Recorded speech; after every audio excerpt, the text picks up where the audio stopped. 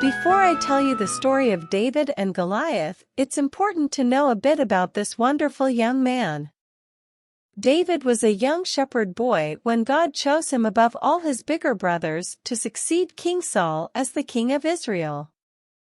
Even as a young lad, David loved God and was a very talented musician who wrote many of the psalms you find in the Bible. So, one day, David's father sent him to take food to his brothers who were serving in King Saul's army. David arrived just as the Israelite and Philistine armies were facing each other across the valley. The Philistine enemy had a giant called Goliath who loved to mock and challenge the Israelites to send someone to fight him. Everyone was very afraid of the giant.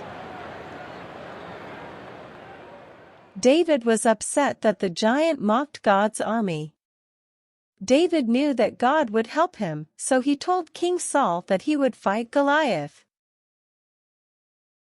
He told King Saul that God helped him to kill a lion and a bear that attacked his sheep.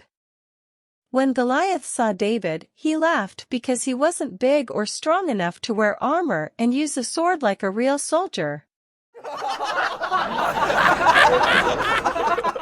David wasn't afraid.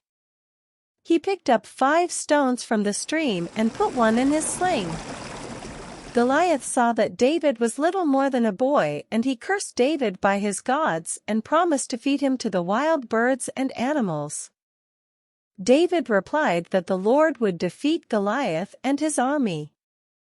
David ran towards Goliath and flung a stone from his sling. It hit the giant on his forehead. Down went the giant Goliath. David took Goliath's sword and took off his head. The enemy saw their hero was dead and they ran away. Saul's army chased and defeated them. The battle was the Lord's, just as David said it would be. Remember, you may be small, but God is greater than all your battles.